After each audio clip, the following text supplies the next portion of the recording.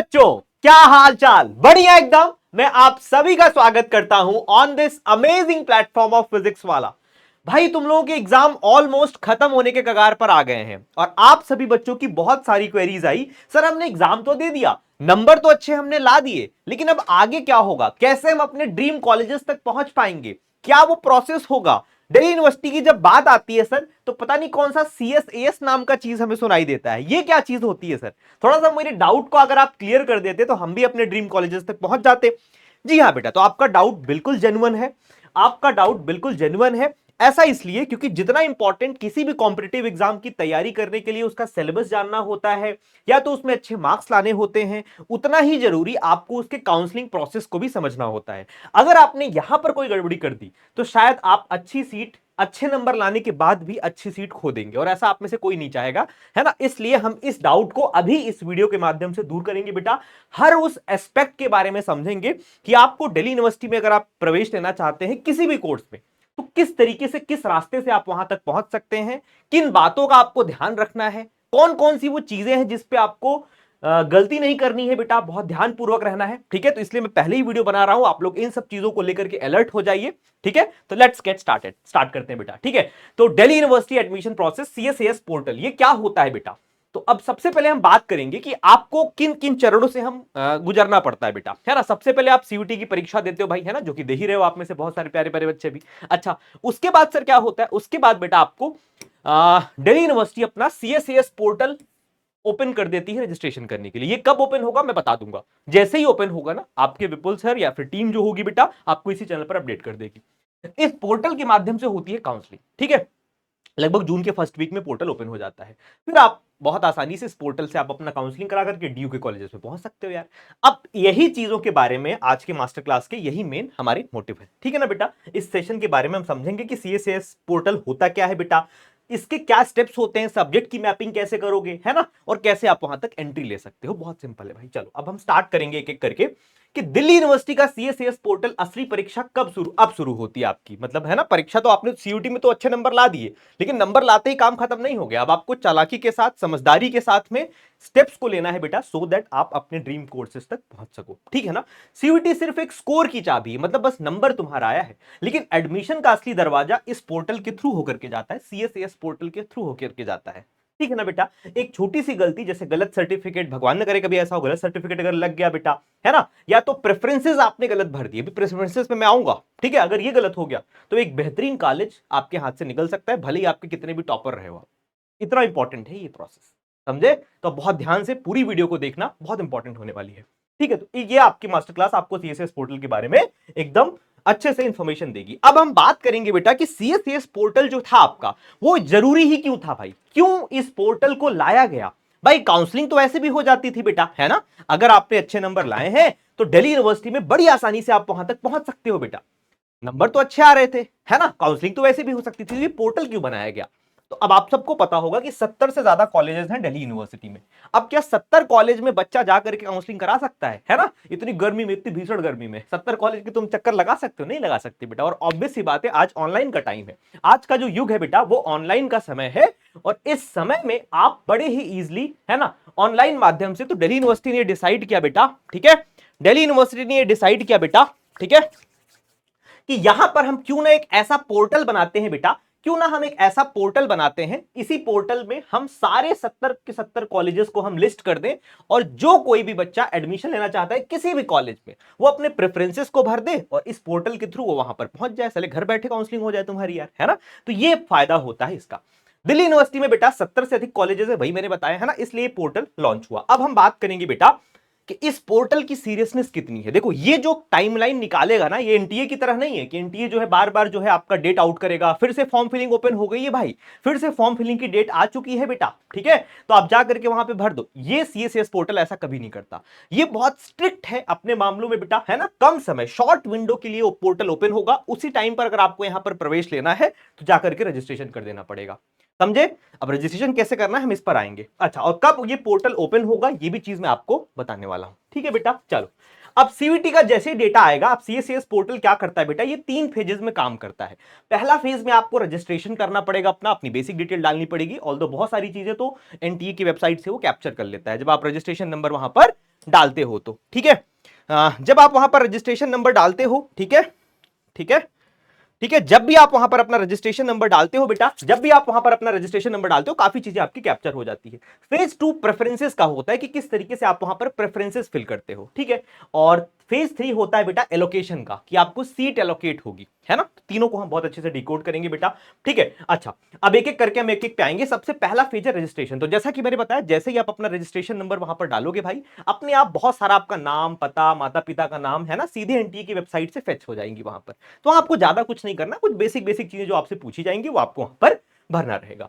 Main काम जो है बेटा आपका डॉक्यूमेंट अपलोड का, ठीक है। यहां पर आप देख सकते हो डिटेल्स भर करके, है ना, प्रमाण पत्र आपको अपलोड करने पड़ेंगे, और कुछ फीसेस भी होती है। ये पिछले साल की फीस थी, इस साल की जो भी होगी मैं आपको बताऊंगा जब लाइव होगा तो, ठीक है बेटा। तो इस तरीके से आपको फेज 1 का रजिस्ट्रेशन करना है, उसमें बेसिक चीजें आपकी एनटीए से कैप्चर हो जाएंगी। और आपको अपना प्रमाण पत्र, ये जो प्रमाण पत्र है, मान लो आप में से बहुत सारे प्यारे बच्चे कोई कैटेगरी के होंगे, एससी, एसटी, ओबीसी या ईडब्ल्यूएस कैटेगरी के होंगे, है ना, जिस भी कैटेगरी के हो, अगर आप कैटेगरी वहां पर सेलेक्ट किए हो तो वो सर्टिफिकेट आपका 31 मार्च 2026 के बाद का होना चाहिए, मतलब 1 अप्रैल से होना चाहिए, न्यू फाइनेंशियल ईयर से, ठीक है। अगर नहीं भी है तो वो अपडेटेड होना चाहिए, ठीक है। तो ये चीज का ध्यान रखना, और वही अपडेटेड वाला सर्टिफिकेट आपको यहां पर फेज 1 में अपलोड करना है बेटा, समझे। तो ये प्रोसेस होता है। अगर सर्टिफिकेट पुराना है तो भाई बाद में वो आपको प्रॉब्लम हो सकता है। तो अभी भी समय है, जिसका भी इशू है, जिसका भी पुराना है, वो जा करके अपना बनवा लेना, अपडेट करा करके रेडी रखना, ताकि जैसे ही सीएससीएस पोर्टल ओपन हो, विपुल सर तुमको आकर के बताएं कि ओपन हुआ, फटाक से रजिस्ट्रेशन कर लो तुम अपना, समझे। तो ये फेज 1 होता है बेटा, इसमें बेसिक डिटेल और सर्टिफिकेट अपलोड होता है। और फेज 2 अब स्टार्ट होता है सब्जेक्ट मैपिंग से। सब्जेक्ट मैपिंग क्या होता है बेटा, सब्जेक्ट मैपिंग क्या होता है, मतलब आपके जो कक्षा 12वीं में जो आपने सब्जेक्ट पढ़े थे ना, और जो आपके सीयूटी के सब्जेक्ट थे, वो दोनों सिंक होने चाहिए बेटा, वो दोनों सिंक होने चाहिए। मतलब ऐसा नहीं कि वहां पर आपने कक्षा 12वीं में आपने मैथ्स पढ़ा है और सीयूटी में बायो आपने दे दिया, है ना, और उसके थ्रू आप एडमिशन लोगे, ऐसा पॉसिबल नहीं है। तो ये चीजें मैच होनी चाहिए, अगर मिस मैच होगा तो फॉर्म आपका रिजेक्ट हो सकता है। मैं बार बार बोलता हूं, जो आपके 12वीं में पढ़े हुए सब्जेक्ट हैं वही आपको अपने सीवीटी में भी भरने होंगे, ठीक है। तो ये प्रेफरेंसेस भरना है बेटा, ठीक है ना। अच्छा, सबसे पहला ही नियम ये है बेटा कि आपको 12th में पढ़े हुए सब्जेक्ट्स को भरना है बेटा। अगर सब्जेक्ट्स मैच नहीं होते तो रिजेक्ट हो जाएगा भाई। अब आपको पसंदीदा कोर्सेज को और कॉलेज को लिस्ट करना पड़ेगा। मैंने बताया दिल्ली यूनिवर्सिटी में बहुत सारे कॉलेज है ना, अब आपको नॉर्थ कैंपस के कॉलेजेस अच्छे होते हैं, तो सबसे पहले नॉर्थ कैंपस के जो कॉलेजेस हैं, उस कॉलेजेस के कौन से कोर्स में तुमको जाना है, उस कोर्स का आप जो है प्रेफरेंस लिस्ट कर दो कि भाई 1 नंबर पे मुझे हंसराज कॉलेज से ये करना है, बीएससी करना है ना। सेकंड नंबर पर, है ना, किस कॉलेज से आपको क्या कौन सा कोर्स करना है। तो प्रेफरेंसेस बहुत ध्यानपूर्वक भरना है, अभी हम उस पर डिटेल में बात करेंगे, ठीक है। एंड उसके बाद बेटा डीयू का जो है एक रैंक निकलेगी, और जिसके बाद आपकी स्थिति का अंदाजा लगेगा कि आप किस रैंक पर लाइक कर रहे हैं, ठीक है बेटा। और कभी कभी विषय मैच पूरी तरीके से नहीं होता, तो 50% भी मैच होता है तो ले लिया जाता है। अभी 50% क्या है भाई, किसी किसी कोर्सेज का क्राइटेरिया मैथमेटिक्स ना होकर के बल्कि अप्लाइड मैथमेटिक्स होता है, कहीं पर बायोकेमिस्ट्री होता है, बायोटेक्नोलॉजी होता है। अब ऐसे सब्जेक्ट्स तो क्लास 12th में आपने पढ़े नहीं होंगे, है ना, आपने तो केमिस्ट्री पढ़ा होगा या मैथ्स पढ़ा होगा या बायो पढ़ा होगा, सिंपल सी बात है। तो इसे भी अगर 50% भी मैच कर रहा है तो दे विल एक्सेप्ट। अच्छा जी, अब हम बात करेंगे बेटा कि आपको लिस्टिंग कैसे करनी है, कि आपको कौन से प्रेफरेंसेस कहां कहां भरने हैं, कैसे भरने हैं। तो जो भी आपके टॉप कॉलेजेस हैं नॉर्थ कैंपस के, उसको आप टॉप 1 पर लिखोगे भाई, है ना, और उसके कोर्सेज को आप पहले लिखोगे। ऐसा नहीं कि आप साउथ कैंपस के पहले लिख दोगे। अगर जो भी 1 पे आप लिस्ट करोगे, पोर्टल ये सोचता है कि आपको वही कॉलेज आपको अलॉट हो जाए। तो अगर आपने साउथ कैंपस डाल दिया तो पहले साउथ ही मिल जाएगा आपको। इसलिए आपको जो अच्छे कॉलेजेस हैं, भले ही आपके नंबर कम हो, आपको थोड़ी पता इस साल की कट ऑफ क्या जाने वाली है, तो आप जो अच्छे कॉलेजेस हैं वो मैं लिस्ट सब कुछ दे दूंगा, मैं सब कुछ बता दूंगा यहां पर कौन से टॉप कॉलेज हैं दिल्ली यूनिवर्सिटी के, उनको आपको सबसे टॉप 1 पर रखना है भाई, है ना, फिर सेकंड पे एंड सो ऑन।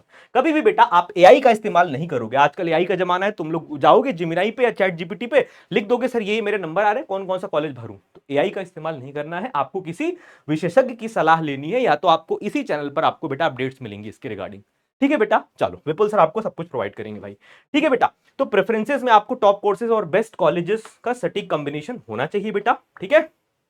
चलो, अब हम आपको यही मैंने बताया कि जो आपके प्राइमरी कोर्सेज हैं, ऐसा नहीं कि आप दूसरे कोर्सेज को लिस्ट कर दोगे, उसको सबसे टॉप पे करोगे बेटा, फिर आप एंड सो ऑन इस तरीके से आप जाओगे, ठीक है। अगर आपको एसआरसीसी सेंट स्टीफेंस में जाना है तो बीकॉम नहीं मिल रहा है तो सीधे साउथ कैंपस में ना जाओ, है ना, जितने भी कोर्सेज हैं बेटा आप उसको सेकंड राउंड का भी वेट कर सकते हो, थर्ड राउंड काउंसलिंग का भी वेट कर सकते हो, स्पॉट राउंड में भी होती है काउंसलिंग, ठीक है। तो ये सारी चीजें होती हैं, है ना।